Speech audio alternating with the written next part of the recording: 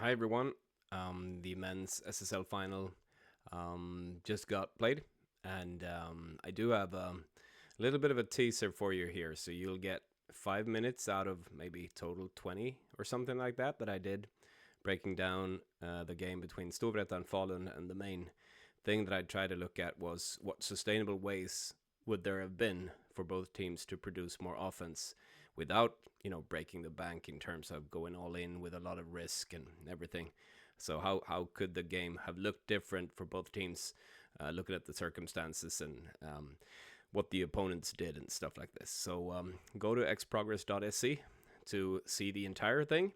And if you want to have a free trial of a week on a gold membership on my site, look at the description below, and there will be a link there for you to the actual analysis, the entire thing, but also to a link where you can get a free week's trial of the gold membership. All right. Have fun. Bye.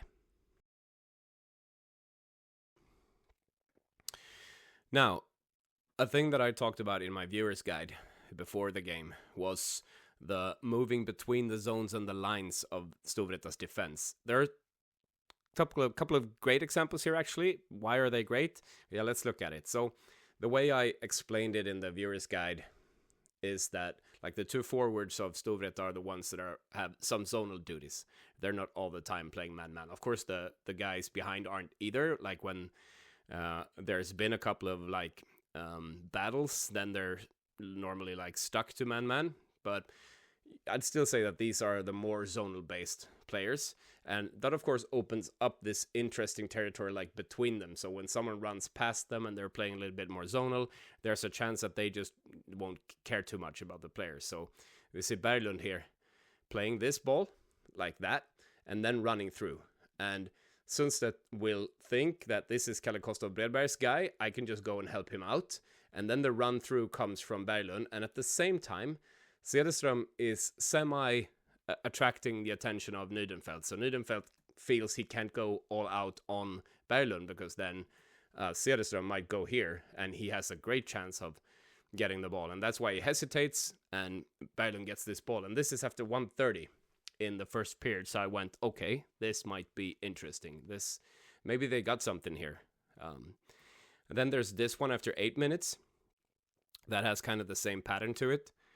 So Berglund with the ball, plays it, runs, and this is also one of these cases where he feels he's got this guy, Nydenfelt again stuck in kind of the same situation. Now he goes cross court to Cederström instead, who could have gone back. I understand you shoot this ball, and it's not a bad shot at all. It's actually a great good scoring chance, but upgrading this one with another one in the middle, of course, would have been even better here. And it comes from the same thing.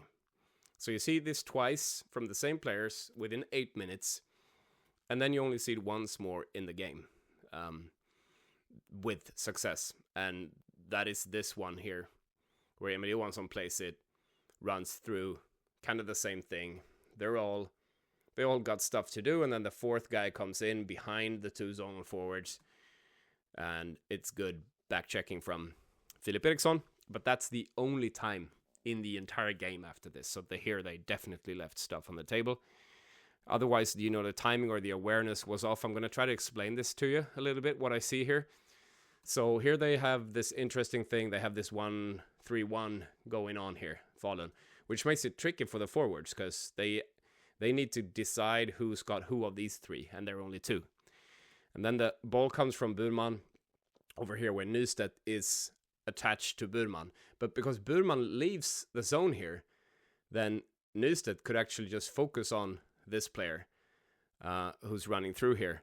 And they also don't go back to him. But had Burman stayed here a little bit or gone somewhere else here, then there would have been a chance that the Nystedt area would actually have been open. But because him going back, there's not this confusion anymore that I talked about in the first examples. And here you see kind of the same thing, where right now there isn't a lot of confusion. I'm here. But then a little bit later on here, this happens. And now there is some confusion because someone runs away from this mostly zonal player and someone runs up with a mostly man-man player. Then the timing's off. But otherwise, of course, this would have been like a good chance for them. So timing was off at times as well. Here's another one where you see Galante going this way with the, so to speak, center.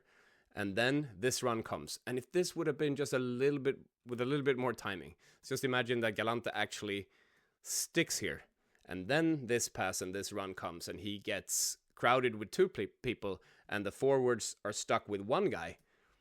Then this would have been interesting. But now that the ball comes down, the timing is off. So it's just 3 times man-man and there's nothing happening. And here we have another one where kind of the same thing happens. But in this case, it actually could have been enough with 3 guys up. You see, this is actually pretty good timing. Like the run comes through here at the same time a guy comes up here. He decides to leave him. And this could have been interesting here because now no Storvreta player has any good feeling for this situation. So there's a 2-on-1 over here. There's in a way a 2-on-1 over here because there's a guy deep. But the handedness is a little bit off here and the pass isn't great. So they had a lot of trouble with that.